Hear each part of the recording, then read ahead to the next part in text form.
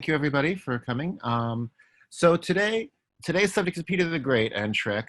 And what is perhaps not typical for the subjects of these lectures is this is a subject that really does not have to be introduced. Obviously, we're all or almost all Slavists, and even if we weren't, everybody knows Peter the Great. In fact, he is so famous that some of the memes I'm going to show you were actually not from Russia. They're going to be some English language memes about Peter the Great. He's a huge mythic figure, larger than life, literally. Back when I used to teach a Russian culture course, we used one of John Thompson's textbooks. And it's not the most exciting textbook in the world, but there's a moment when he talks about hearing so much about how tall Peter the Great was that when he goes to in the Peter, I believe it's in the Peter and Paul Fortress where you can find his grave, above ground. He lies down next to it to see if Peter the Great really was so tall, and apparently he was. So that is dedication to research. And Peter the Great is, I think, a particularly appropriate subject for memes because of some aspects of his role in Russian history and Russian culture. It's not unusual to think of Peter as being kind of like a demiurge to Russia, one of the first big demiurges, right? That he sees Russia as this canvas on which he can project his will, the screen on which he can project his will and redraw it however he sees fit. That is, everything is kind of available for recycling according to his imagination, which is in a way not dissimilar to how people make memes from ready-made material. He sees the existing world as a blank canvas, and meme makers see him as, if not a blank canvas, then one available to do a lot with. Also, what's interesting for him when it comes to memes is, of course, he comes with so much prepackaged symbolism, including visual symbolism, let alone historical references, that it makes him an even better target, and I think a more interesting target. At the same time, I have to say, I think it makes, for any of us who, for all of us who know about Russia, looking at the Peter the Great memes and seeing what they mean is a pretty straightforward process. So I am not going to pat myself on the back for any particular cleverness with these memes. Any cleverness here is found on the internet.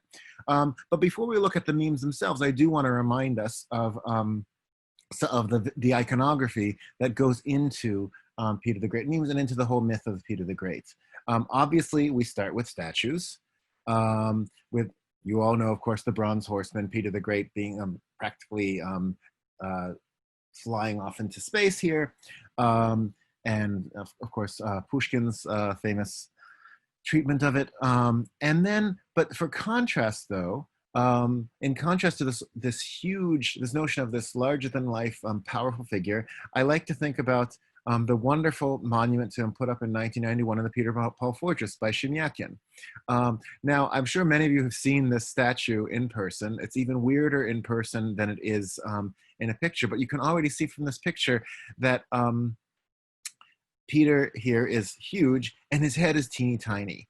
The whole setup here, he is literally on a throne, I suppose, but it also seems to dethrone him in terms of his great power. And a lot of people were offended by the statue. I kind of love it. And considering Shemyakin's overall aesthetic, a lot of which reminds me of the blue meanies from Yellow Submarine, he could have done a lot more indignities to Peter the Great. I think of the statue in Soho, I don't remember if it's still there or not, the statue of the fertility goddess here, which ends up with, I used to count them, 16 breasts and 8 buttocks. So if he'd performed a similar anatomical miracle in Peter the Great, I imagine he would never have made it to Peter and Paul Fortress. So there is some restraint here. And then if we think of this dialectically, if we get rid of the fertility statue here, we have a much more recent and much more hideous monument to Peter the Great, Tsiriteri's, one which of course is in Moscow, which makes little sense, where he is looming so large that he is bigger than buildings. It is sort of monumentalist totalitarian kitsch at its finest. The story goes this was originally supposed to be Columbus, it wasn't accepted, so let's turn him to Peter the Great. It's tacky as hell, but also quite formative and quite powerful as a symbol of his importance. And so this brings me to one of the English language memes here.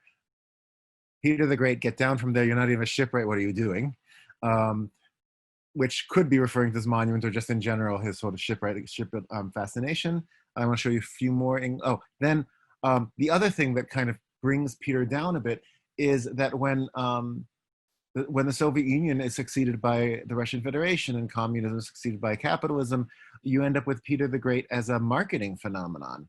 There is the famous Bank Imperial commercial, which is all about Peter the Great. Bank Imperial did all of these very strange, beautiful history-themed commercials in the 1990s that never seemed to really point to why this had anything to do with the bank, but reminding us of Peter's greatness. But then, of course, he also becomes a brand of cigarettes. I think many of you have seen this brand. Here's an advertisement for the Peter the Great, Peter the First cigarettes. Another one, it's Russia's time with Peter the Great, and another one with a guy holding the packet, Peter the Great packet. So this sort of commodification in a capitalist system is, in a sense, kind of high praise, right? If someone is really important, they're going to get a brand. But in terms of the general semiotics of Peter the Great before this, it is a bit of a come down. Although one could say that, you know, this is almost a kind of Protestant relationship with Peter the Great as your personal savior. You get to carry him in your pocket wherever you go. If we go back to some of the English language memes, a lot of them use this famous painting, all the memes use this famous painting of Peter the Great. He was defeated by the Swedes at Narva, gets that water port anyway. I killed my son, but at least he doesn't have to pay any more taxes. Interestingly, the I killed my son part does not seem to be a prominent Russian language meme for Peter the Great. I think in part because that particular semiotic space in Russian meme world is taken up by Ivan the Terrible. We saw the Ivan the Terrible kills his son, and Ivan the Terrible has killed his son so much on the Russian internet that there's really not much room for anyone else, any other Russian leader to be killing his son.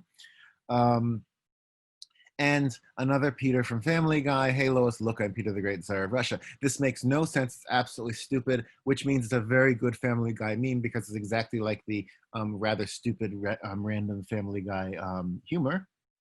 And then a lot of them, both in English and Russian, are about the beard tax because this is more manly. The feel when Peter the Great thinks that making you shave your beard turns his country westernized from Futurama. This is an Arthur meme when Peter the Great sees someone with a beard, gets very angry. And this is in Russian, you have a beard, I'll hang you. If you don't have a beard, then my answer is you can live. Really, the beard tax thing is one of those things that does not exactly survive well over the centuries because it's very easy to see this as random and ridiculous and therefore great meme fodder. Okay, and then of course a lot of them have to do not only with Peter the Great and his relationship to the West, that is opening up Russia to the West, but particularly to the language about Peter the Great opening a window to the West that we get from the Bronze Horsemen, which is such exalted language about the idea that Peter has basically carved the window to the West with Petersburg. And here it becomes something kind of casual or even automatic. I carved a window and I feel like it came out kind of crooked. I'm a simple man. I see Europe, I make a window. And then a lot of it does have to do with the unsuccessful enterprise of this kind of veneer of Western European civilization. Hi Russians, how are you doing? Have you become the most educated country in Europe? And we see these sort of punks smoking cigarettes, maybe the Peter the Great cigarettes, and tears fall out of Peter the Great's eyes. How are you, my descendants? And we have the Peter the Great cigarettes and Peter's sort of dumb reaction. And then also using the idea of Peter the Great and Europe as a social commentary on what's going on in Russia now. Tell me how Peter the First looked for gays in Europe. The reference here, I think, is pretty clear. And this is a very common meme macro with Gene Wilder as Willy Wonka. Then there are a couple that like to use Peter the Great as a way of making fun of Ukraine. It's Peter the Great, Peter the First, and Peter Petroshenko. Both of them wanted to go to Russia. One of them raised his country. The other one destroyed it. Ukrainians, but a slur for Ukrainians. I bought you like cattle for the Russian Empire. Thank you very much. And a Karl meme. This one I have is, I think, particularly clever because, of course, Peter the Great fought Charles XII of Sweden, and Charles in Russian is Karl. So we have Peter the Great and Charles XII's faces on the heads of the people in the Carl meme. I'm Peter the First, and you're the 12th Carl. Before you, there were 11 other Carls. 11 Carls, Carl. Um, and but then we get to the thing that that was, I hope, the big draw, if there was any draw, for this particular lecture, and that is the connection to Shrek. This particular image asks, how are Shrek and Petersburg actually connected? And it's one of those things that once you see it is rather obvious, but one wonders who was the first person to actually get to making this connection. And the connection is, of course, swamps, right? Because I assume most of you are familiar with Shrek, probably from the Dreamworks movies, maybe from the original books that no one seems to remember anymore, that Shrek lived in a swamp, wanted to be left alone in a swamp, but he was not allowed, and he meets up with Donkey, voiced by Eddie Murphy, goes on adventures, tries to rescue Princess Fiona. Fiona rescues herself. She's an ogre. They live happily ever after to spawn several more sequels. This was the series, by the way, that put DreamWorks on the map as a producer of cartoons. So we get Shrek and Peter, and it works because of the swamp thing. It also, if you really want to push reading into it, it works with one of the catchphrases that you hear in the first Shrek movie, which is ogres are like onions. Ogres have layers, right? You keep peeling away one layer and you find something else. And memes are like layers that way too, of course. But also Petersburg itself is kind of a palimpsest. And you dig under the beautiful, beautiful Petersburg, and you have a swamp. And so a lot of this is the contrast between the beauty of Petersburg and the crappy foundation on which it's based.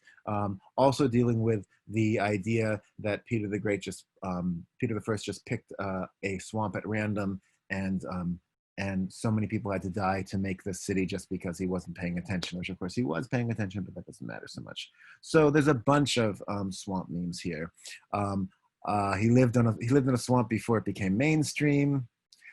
This image actually predates the Shrek stuff, which is making fun of the idea of coming to Petersburg and saying, I'm going to build a city here, because of course, who would build a city there? And it says Petersburg looks like some really bad real estate scheme. And it says here, I'm going to deliver a roundhouse kick to the donkey, Peter the First, and not a swamp, but St. Petersburg. Where you have making fun of the triumph of imagination of putting a city in a swamp, which, maybe DreamWorks is about. DreamWorks is about a kind of pathetic triumph of imagination, a rather derivative one, but fine. Here, Shrek, all right, let's build St. Petersburg on my swamp. And Peter the Great bouncing around his teenage girl's bedroom. And then strangely enough, at the end, it says kick, which is the alt-right catchphrase having to do with their sort of an imaginary fascist god. I'm not quite sure where that fits in there, frankly.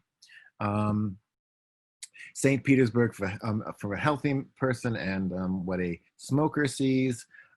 Here we have Shrek in sort of imperial garb, making him closer to Peter, and says, let's see. Oh, fuck it. Let's go build Petersburg here. Copyright Peter the Great.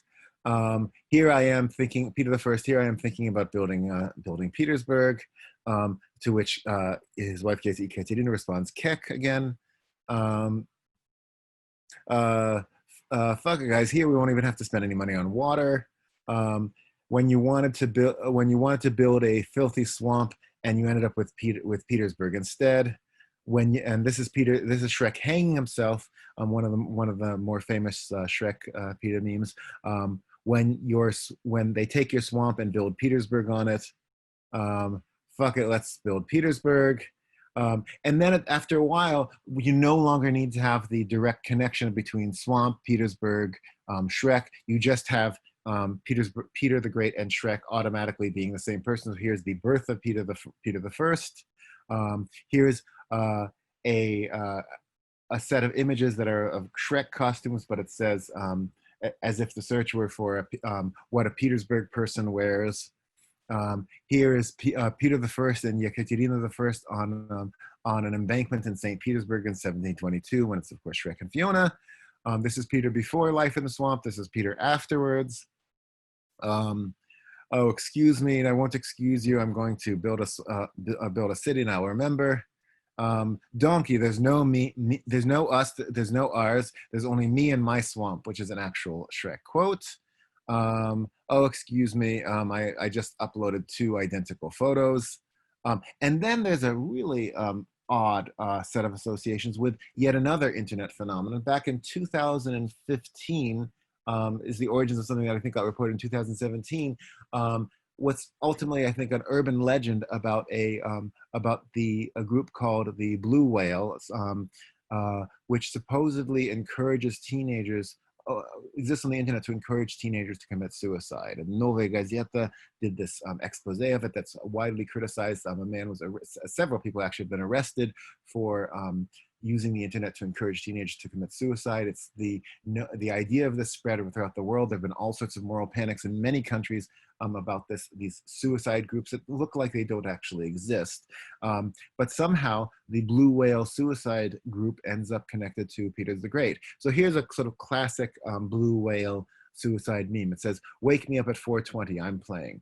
So this is not a 4:20 marijuana connection. It's that the game is supposed to tell teenagers to do all these strange random things. Often one of them wake up at 4:20, presumably to get them in a kind of disoriented state, to do all sorts of strange things, including cutting themselves and ultimately killing themselves.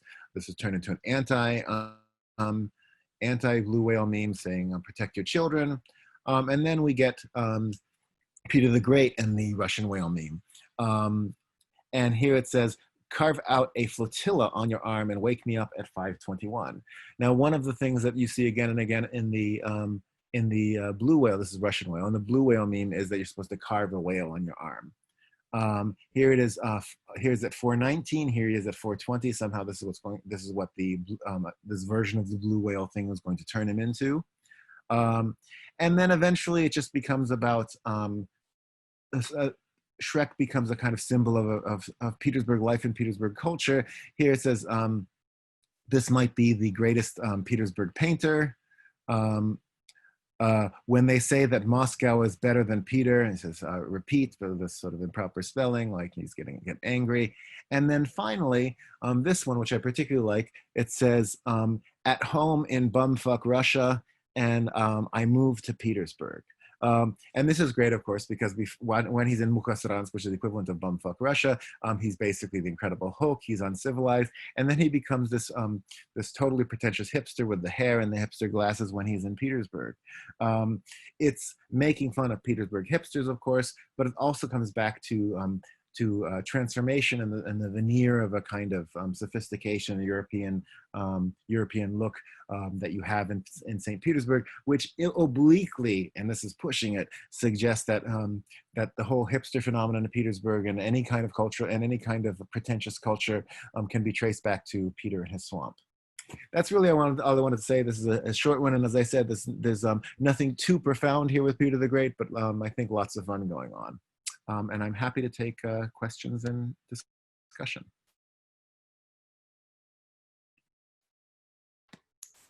All right, I'm going to open up the chat. And we can go ahead.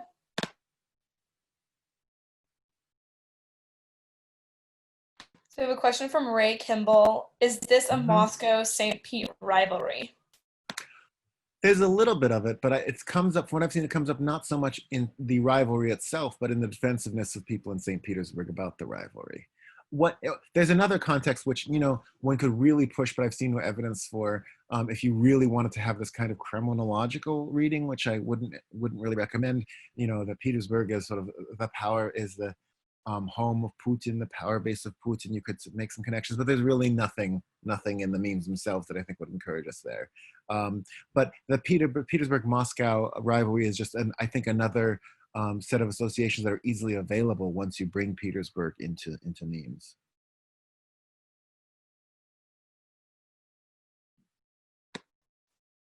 Question from Nancy Condi. Funny how Peter seems to have no romantic life, or am I wrong? In the memes, well, we do have him with Yekaterina / Fiona, with an ogre of his own.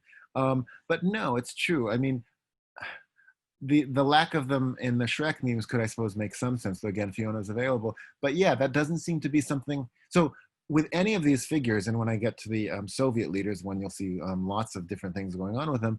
With any of these historical figures, there are so many different possibilities that could be picked up for to be made memeable. But usually there are only a handful that people glom onto, and Peter the Great's love life or sex life does not seem to be one that comes up very much.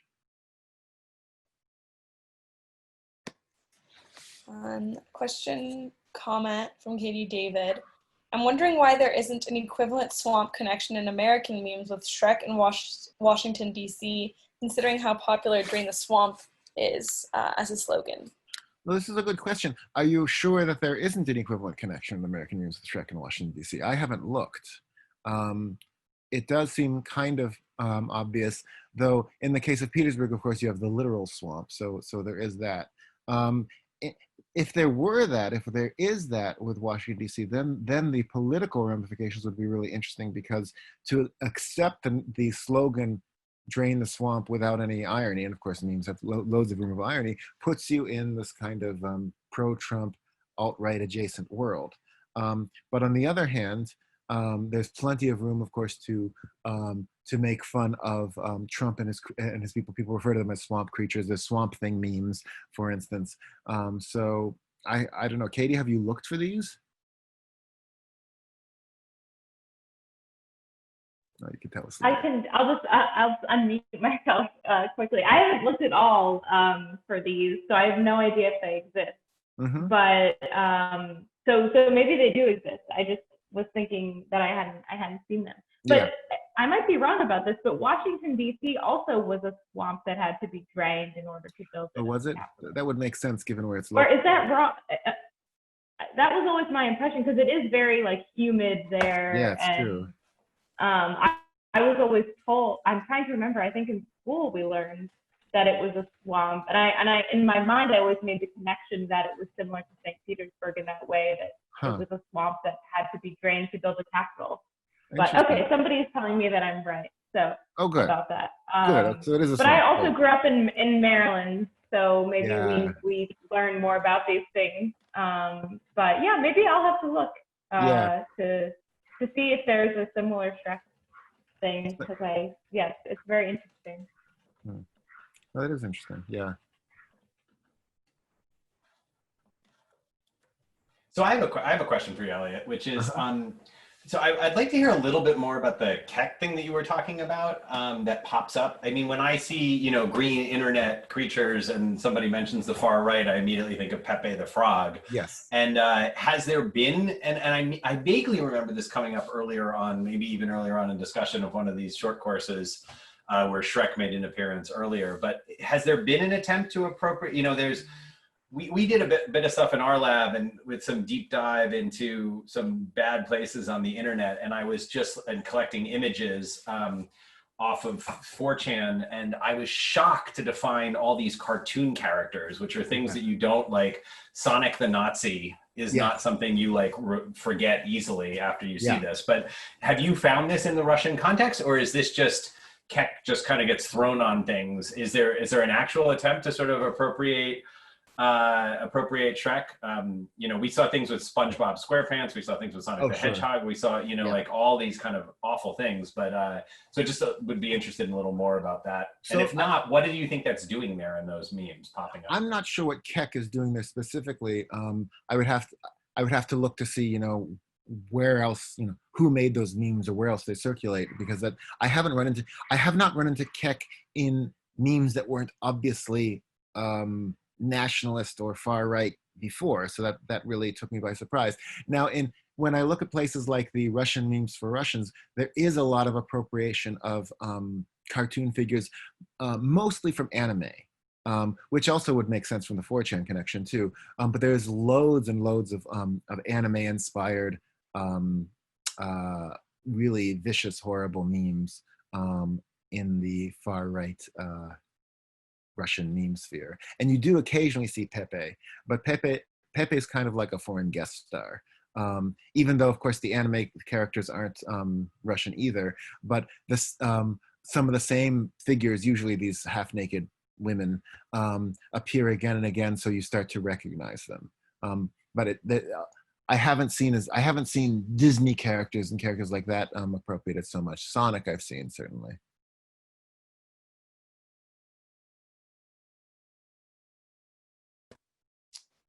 All right. Dennis Brown, you had your hand up if you want to unmute yourself. Yeah, thanks, Elliot.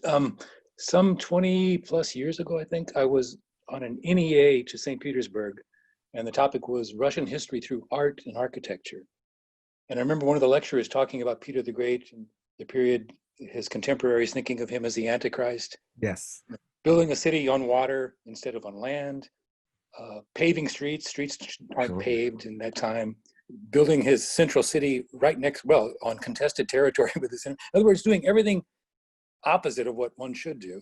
Mm-hmm. And isn't that one interpretation of Shrek, that Shrek, he finds beautiful that which is not beautiful. He eats things which we don't eat. Right. I'm sort of heading in a Lotman Uspiensky direction here. Yeah. But I wonder if there's a reason, if that's the connection that really strikes with Russians. Interesting. I mean, I think it's a stretch, but what if you compare the two, if you compare Peter the Great as Antichrist, just Antichrist stuff in general, and Shrek, what you have is, with Shrek, you have the kind of contrary, ornery, negative person who's ultimately lovable and cute, and therefore can be domesticated. I mean, he is literally domesticated. He gets married, he has children, he doesn't want to have children, but he has them anyway. He has his ogre babies. I've seen all of those, trust me. I can quote you chapter and verse on Dreamworks Shrek. So, I mean, the Shrek narrative is really about, I mean, he has to go through this again and again because he has to be maintained as a kind of crotchety figure to be appealing, but it is really it's almost more like the spontaneity consciousness dialectic, really. It's about this very predictable process of personal growth, which is actually very similar to lots of stories about man-children growing up, right? So that how do you stay your kind of rough, gross, crotch-scratching, burping self when you get married and have children? Are you still you, right? I mean, this is the Hangover. This is all of those things. So I would see they're less the Antichrist than the overgrown man-child. But again, yeah, I think there is this sort of negativity, but Shrek is a lot cuter than Peter, I think. Right. And is the book popular in Russia? I'm not aware of it. I'm not aware of the book circulating in Russia. I'm sure that at the very least the DreamWorks book ties in, the tie-ins when they make the books after the movies, those must have circulated. But the original book, I have no idea. Yeah. But I think most people around the world who enjoy the Shrek movies don't even know there was a book.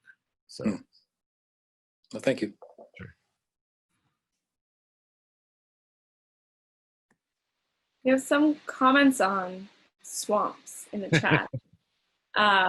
But does anybody have any more questions?